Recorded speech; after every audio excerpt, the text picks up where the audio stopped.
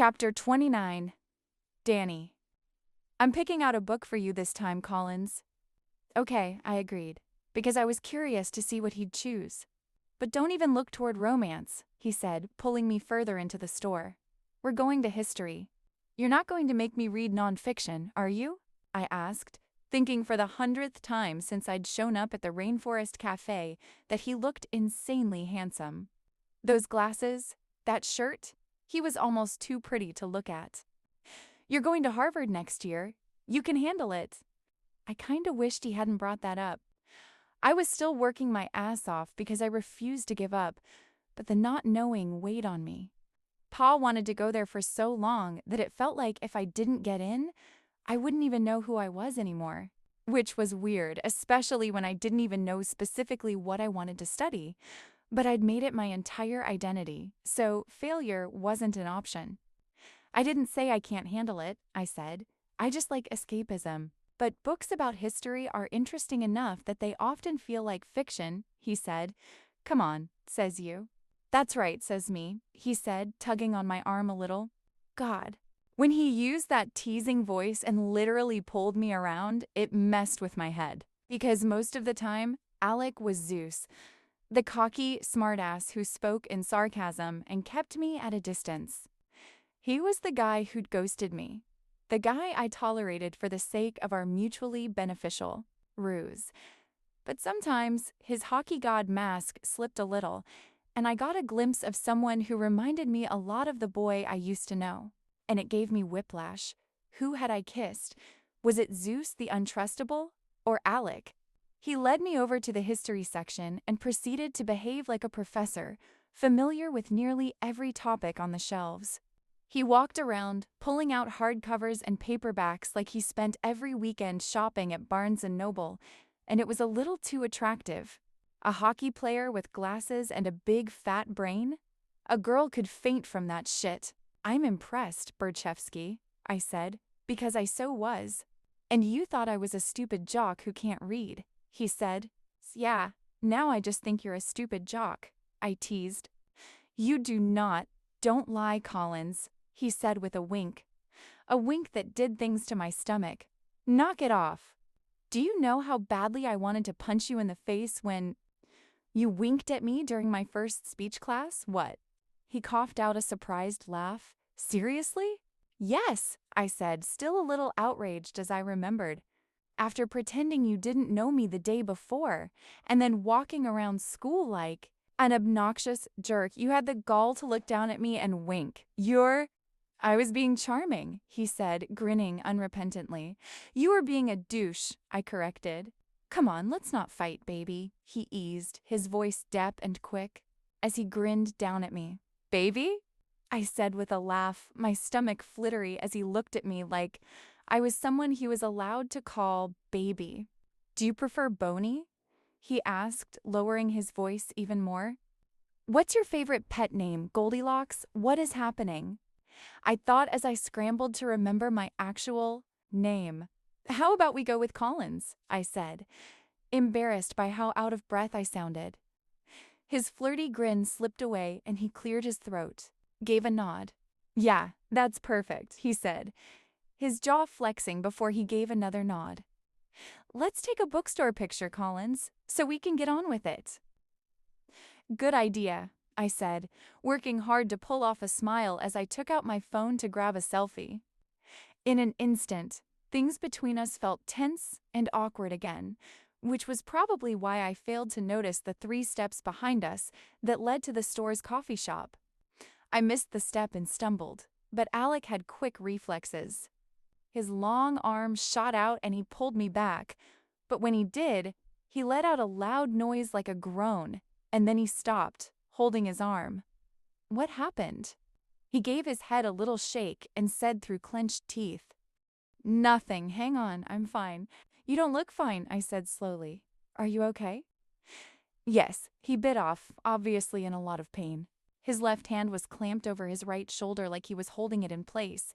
Is it your arm or your shoulder?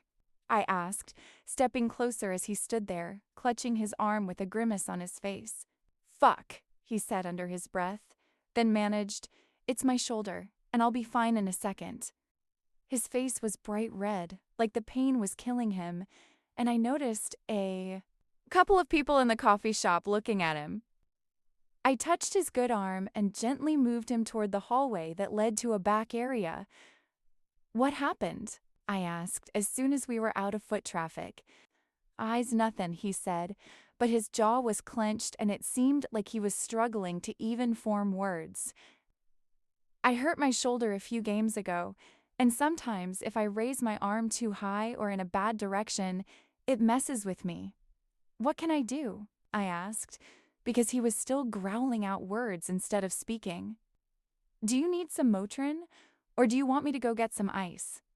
"I'll be better in a sec," he said. "But thanks. Is it like a muscle pull or a strain or something?" I remembered Grandpa Mick telling him to ice his shoulder. Was this the same injury? What did the doctor say? "It just needs to heal, fuck me," he ground out. "It's going to be a little touchy for a few days." He could barely speak, so it seemed like more than a little touchy to me, which was saying something because had always had high deerrance for pain. He'd giggled about his black eye, for God's sake. But right now, he looked like he was suffering, and I hated it. "Is there something maybe we can get to help?" I asked, wanting to do something, anything, to make him look less terrible. My stomach hurt as I watched him swallow hard. My grandma used to use Asper cream on her arthritic knee. "Sometimes I use icy hot," he said, and I could tell that it was starting to feel marginally better. He was speaking more and grunting less. I don't know if it actually helps or if it just convinces my brain it's helping. "Okay, well, you stay here, and I'm going to run down to the Walgreens by the food court. The pain is in my shoulder," he said, and he almost looked like he might smile. "I can manage walking, are you sure?" "Yes," he said, and then he did smile. "This isn't new, so you don't need to look so freaked out. I deal with this every day." "Oh my God, you do? How awful. How long has this been bugging you?" "A few weeks," he said. "It's fine." "It's not fine," I said, carefully grabbing his good arm, gently pulling him alongside me. I didn't know what kind of an injury this was, but he shouldn't be in this much pain. Something wasn't right, and I was going to lose it if his face didn't go back to looking ... not like this. "Let's go get you some icy hot, but a few weeks isn't okay, Alec." What if it was serious? Could something be broken? We didn't say anything as we walked to the Walgreens, which, thank God, was close. We went right to the icy hot. He obviously knew where it was located within the store, and I pointed to another product. "Have you tried these?" I read the back of the lidocaine patch and said, "Not only does it mess with the temperature to trick your brain like icy hot does, but it works on the nerve, so it might be better, actually." "Yeah, no," he said, not even considering it.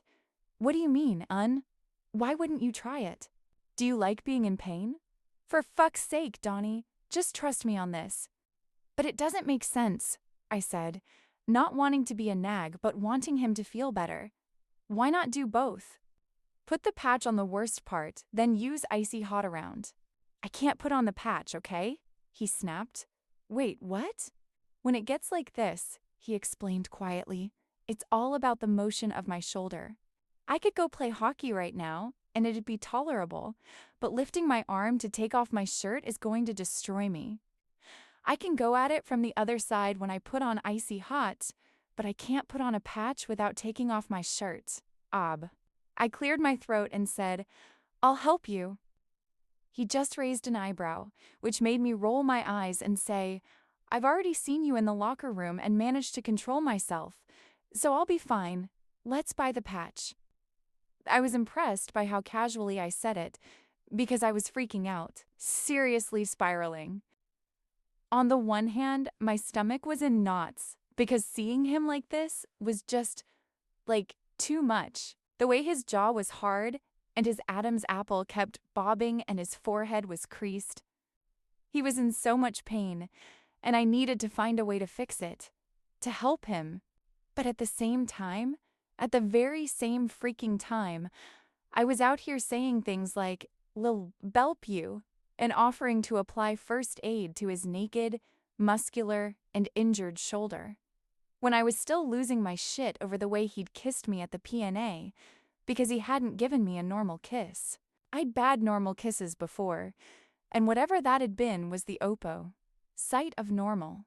It had been competitive and athletic and sexy and bossy and domineering, and it kind of pissed me off, in a way, because I'd loved every terrible, magical, bally shit thing about it. What the bell is wrong with me? My eyes were on the floor as we went over to the checkout, but when I raised them, I could see that he was still in a lot of pain. His jaw was like stone, and there was a red flush on his cheekbones. Although, compared to his reaction when he'd stopped me from falling on my ass, it was a big improvement. As soon as we walked out of Walgreens, my heart started beating a little too fast. It's just first aid chill out. I saw the vacant family room. Lactation lounged across the hall, so even though we hadn't discussed the where of this scenario, I pushed him in that direction, then locked the door behind us when we got inside. Whoa, whoa. Collins, he teased, but his eyes were serious. I don't know what you have in mind, but I'm not interested in any underscore. You're hilarious. Shut up, I said, pulling the box of patches and the tube of icy hot out of the Walgreens bag. The quiet of the tiny room seemed deafening as I said, I think you should unbutton your shirt, but don't even try to take it off, okay? You don't need to make your shoulder worse. So tell me when you're done, and I will just, lower the shirt enough to put on the patch. Okay. His eyes moved over my face like he was having a lot of thoughts, and my breath was a little frozen in my chest as those dark brown eyes held me in place. Okay. He looked down at his shirt as he unbuttoned it, and I gnawed on my bottom lip and opened the patches, keeping my eyes on my hands as if completely unaware of the unbuttoning going on in front of me.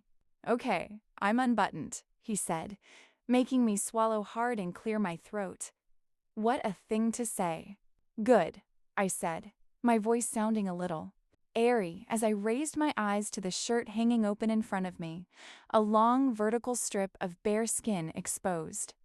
So, I'm going to lower your shirt, I said, painfully aware of how close our faces were as I looked up at him. The air was charged, and it felt like the room was too small, and my face was too hot. I said, tell me if I'm hurting you. His Adam's apple was all I could see as it moved around to swallow. You won't. Reached up with both hands and grabbed the two sides of his shim, carefully, gingerly, lowering it around his shoulders. I tried hard not to touch him, but my breath got stuck in my chest when my fingertip grazed his skin. He didn't say a word, only took a deep and sharp inhale. Is he cold? Or... My throat was so dry all of a sudden. My carefulness was a failure because the shirt slid off his arms and immediately fell onto the floor, which meant he was completely shirtless and so close that our bodies were almost touching. Damn it, I whispered, feeling so flustered that I was a little lightheaded. Just leave it. His entire face looked hard, like he was so flexed that his tight jaw might just shatter at any moment. I nodded, swallowed, then nodded again, trying not to look at the ridiculously muscular chest in front of me. Dear God. I want to make sure I get it in the right spot, I said. Tell me when I'm in the right area, okay? He swallowed again and his jawbone tightened. Okay. He turned around and for some reason I felt no less unnerved looking at his back. It was ridged and hard, like his skin was stretched tight over those lean muscles. I held the patch in my left hand and raised the fingers of my right hand to his shoulder. I gently set my fingertips on his skin, my heart beating in my ears as my fingers slid over his shoulder blade. Right here? I asked in what came out as a whisper. A little higher, he said, and everything between us was somehow in slow motion all of a sudden. My fingers brushed his skin, slowly, and I swear I felt him shiver under my touch as I traced higher. Here, I managed to croak. Yeah, he said. I peeled the backing off the patch and stuck it to his shoulder, using my palm in slow circles to gently press it to his skin. You're fine, he said in a gravelly voice. You're not going to hurt me. Good, I said, my voice more a breath than a sound as my palm smoothed over the patch. Turn around so I can get the front with icy hot. He obeyed, his dark eyes full of questions as he looked down at me, but he didn't say a word. I placed the cream onto the right side of his collarbone, set down the tube, then lifted my fingers to his shoulder. Is this all right? I asked, noticing my hands were shaking just the tiniest bit as I put them on his body. I had no idea what I was doing anymore. I only knew that I was under the influence of something. As I started rubbing the slippery lotion over his skin. Yeah, but you don't have to do this, he said, his jaw flexing and unflexing. It felt like something huge was hovering between us, something thick and heavy that stole the air from the room. I didn't know what it was, but breathing was suddenly difficult. I want to, I managed, feeling like I couldn't think when he looked at me like that. I wasn't even sure my lips were moving when I said, I don't like when you're in pain. He raised his left hand and cupped my cheek, his eyes impossible to read as those big fingers grazed my skin. I wasn't sure how, but the moment felt more intimate than the kiss that hadn't left my mind since last night. His gaze locked with mine, both of us breathing harder as he leaned in, inching closer. Is someone in here? The door handle jiggled as someone said, through the crack, is this open? Yes, I yelled, looking up at Alec while jumping away from him, quickly wiping my fingers on my skirt, my heart about to explode in my chest. I'll be out in 1 minute, I yelled. Oh God, oh God, oh God. He was watching me, his expression unreadable, and I wished I knew what he'd been about to do. I bent down and quickly picked up his shirt, then helped him slide his arms into it before gathering my bags off the floor while he buttoned. Okay, we're good, he said, and when I turned around, he was all put together again. But he was still looking at me in that way, the way that I couldn't figure out what the bell just happened.